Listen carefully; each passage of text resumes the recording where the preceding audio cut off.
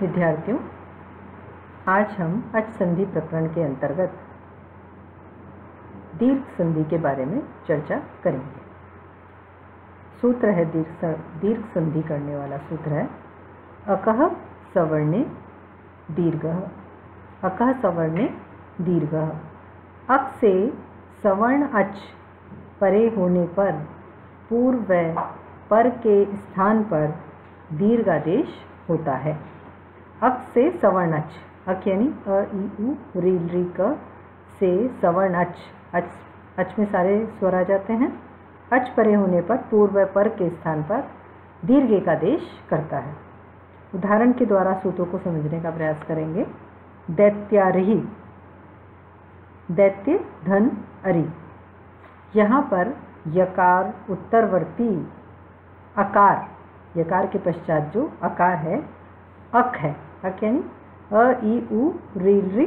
तो यहाँ पर अक प्रत्याहार के अंतर्गत जो वर्ण आते हैं अ ई उ री री, इनमें से अकार परे है और इस अकार से परे अरि शब्द का आदि अकार सवर्ण अच है। अतः दोनों के स्थान पर स्थानीय अंतरतमः द्वारा आ यह दीर्घ एकादेश होकर विभक्ति लाने से दैत्य हलंत आएगा। आ रि, दैत्यारि प्रयोग सिद्ध होता है। यानी दैत्य धन अरि, यहाँ पर अकार से परे सवर्णच परे है, अ का सवर्णच अकार परे है। अतः दोनों के स्थान पर स्थानीय अंतरतमः द्वारा आ यह दीर्घ एकादेश हो जाएगा और दीर्घ होकर हमारा रूप बनेगा दैत्य आ रि, दैत्यारि प्रयोग सिद्ध हो जाएगा। दूसरा उदाहरण हम देख सकते हैं। श्रीशः, संधि विच्छेद करेंगे। श्री धन ईशः।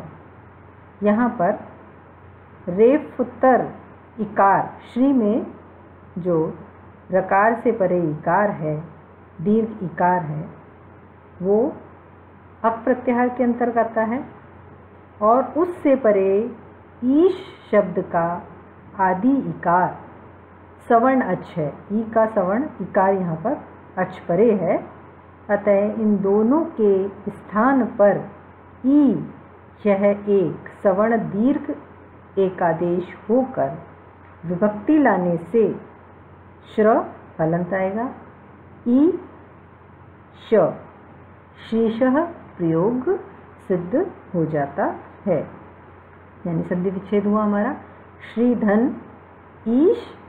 अब श्र का जो रेफ है, इसमें रेफ उत्तर इकार श्री में जो ई है उससे परे ईश शब्द का आदि इकार यह सवर्ण अच परे होने के कारण दोनों के स्थान पर ई यह सवर्ण दीर्घ एकादेश हो जाएगा और शीशः प्रयोग सिद्ध होगा।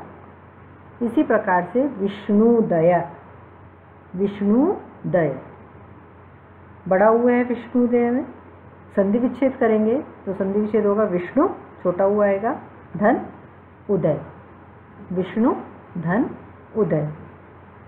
यहाँ पर णकार उत्तर उकार अक प्रत्याहार में आता है, क्योंकि अक प्रत्याहार में अ ई उ री री ये अक प्रत्याहार में आते हैं, तो उकार जो है अक प्रत्याहार में आता है। इससे परे उदय शब्द का आदि उकार जो है सवर्ण अच परे है। उ का सवर्णच उकार यहाँ पर परे है। अतः पूर्व व पर के स्थान पर उ यह सवर्ण दीर्घ एकादेश करने से विष्णुदय रूप निष्पन्न होता है। इसी प्रकार से हम दीर्घ संधि का एक उदाहरण और देख सकते हैं।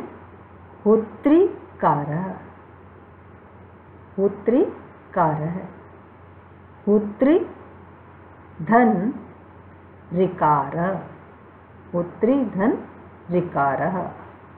यहाँ पर पूर्व पर के स्थान पर रि यह एक सवर्ण दीर्घ हो जाएगा सवर्ण दीर्घ रिकार, यह एक सवर्ण दीर्घ हो जाएगा।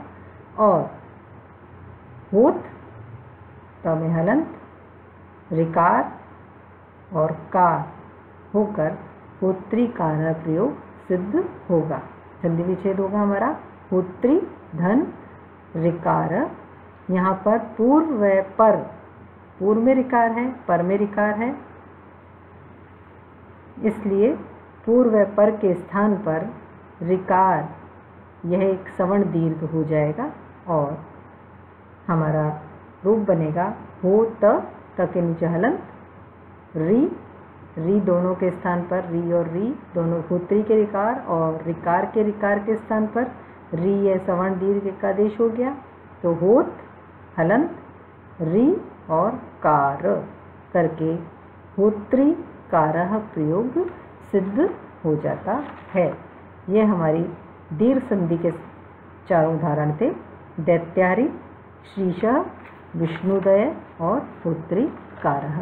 यहाँ पर अक से परे सब में सवर्ण अच विद्यमान है, जैसे दैत्यारि में अ से परे अ है, शीशा में ई से परे ई है, विष्णुदय में ऊ से परे ऊ सवर्ण अच है, होत्री कार्य में रिकार से परे रिकार ये सवर्ण अच विद्यमान है।